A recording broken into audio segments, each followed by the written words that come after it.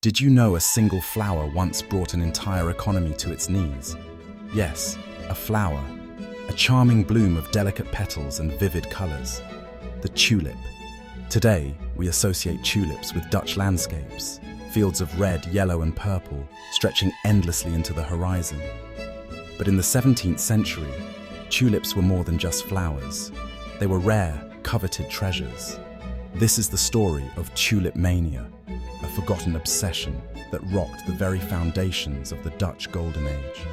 Sit tight, because this story is going to amaze you. Our tale begins in the early 1600s, a period historians call the Dutch Golden Age. It was a time of immense prosperity for the Netherlands, fueled by advances in trade, science, art and industry. But it wasn't diamonds, spices or gold that drove this early modern economy into turmoil. It was the humble tulip. Originally imported from the Ottoman Empire in the late 16th century, tulips quickly captured the imagination of wealthy Dutch aristocrats. Their rich, intricate patterns and an almost otherworldly variety of colors made tulips incredibly desirable. Some bulbs even featured a rare mutation that created flame-like streaks on their petals, adding to their allure. Little did anyone know that tulips wouldn't just be flowers in gardens. They would evolve into status symbols, pieces of art, and eventually commodities in one of the wildest speculative markets in history. And here's the kicker. No one could have anticipated just how rare and expensive they would become. By the 1620s and 1630s, the demand for tulips skyrocketed. At first, the wealthy and upper classes used them as a way to showcase their influence and power. Having a tulip garden was an ultimate sign that you had arrived in society. The tulip wasn't just a flower, it was an aspiration. But something remarkable happened as the obsession grew. Tulips began to be traded as if they were gold or precious gems. Soon, merchants, farmers, and even artisans got swept up into this peculiar craze. That's right, folks. We're talking about speculative trading of flowers, flowers that hadn't even bloomed yet in some cases. People were buying and selling tulip futures, a term that might sound modern, but has roots in this very era. Here's where it gets crazy.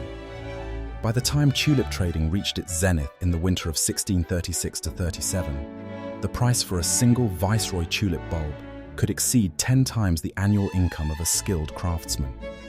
Imagine this for a moment. You're a carpenter or blacksmith, working diligently year-round, only to realize that the money you've earned isn't even enough to compete for a single exotic flower bulb. And things didn't stop there. Some individuals were willing to trade entire estates, complete with barns and livestock, just for a few coveted tulip bulbs. Sound absurd? It was. But at that time, few could see the madness of it. So why did this happen?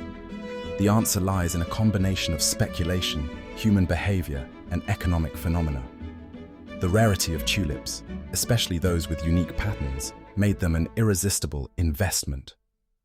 When everyone begins to believe that prices will keep going up, a collective mania takes over. More and more people entered the market, hoping to ride the wave and make a fortune. It created a kind of feedback loop. Higher prices spurred even more demand, which in turn drove prices even higher. But here's where the bubble begins to inflate dangerously. Many people were buying tulips not to plant or admire, but with the expectation they could sell them at a higher price, and fast. And when speculation replaces genuine demand, markets turn fragile. It's like a sandcastle built too close to the tide. It's only a matter of time before the waters come crashing in. The crash came swiftly and without mercy. In February 1637, the once booming tulip trade collapsed. Suddenly, buyers vanished from auctions. The reality set in that tulips, after all, were just flowers, subject to decay, disease, and far less practical than other investments. Panic ensued. Those who had purchased at the peak prices found themselves holding assets that were now nearly worthless. Entire fortunes evaporated overnight. The consequences rippled through society, ruining more than just merchants and traders. Servants, farmers, and craftsmen saw their savings, and often their futures, vanish in the puff of an economic implosion. Historians still debate the scale and severity of Tulip Mania. Was it truly as destructive as some 19th century writers claimed? Or has time exaggerated its impact? What we do know is that this event remains a cautionary tale about human greed, speculation, and the dangers of overvaluing material goods. It serves as an eerie precursor to other financial bubbles in history, such as the South Sea bubble of the 18th century, the dot-com bubble of the 1990s, and even the housing crash of the early 21st century. But let's take a step back. It's easy to ridicule the people of the 17th century for throwing their lives into tulip trading hysteria. Yet are we so different today? Consider our modern obsessions with cryptocurrencies, collector's items, or tech stocks. Are they not tulip-like in their behavioral patterns? Perhaps in the story of the tulip lies a reflection of ourselves. In present-day Netherlands, tulips are no longer the volatile currency of yesteryears. Instead, they symbolize Dutch culture and resilience, gracing festivals and bringing joy to people worldwide. And every spring, when those iconic tulip fields bloom like nature's own fireworks, we're reminded of their peculiar place in history. What was once a tale of economic folly has become a reminder of beauty's enduring value.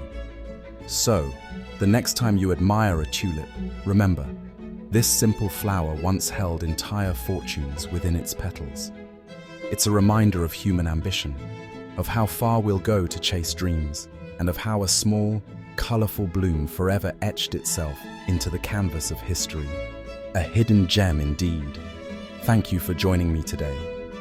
Until next time, uncovering another gem from the pages of history, this is History's Hidden Gems.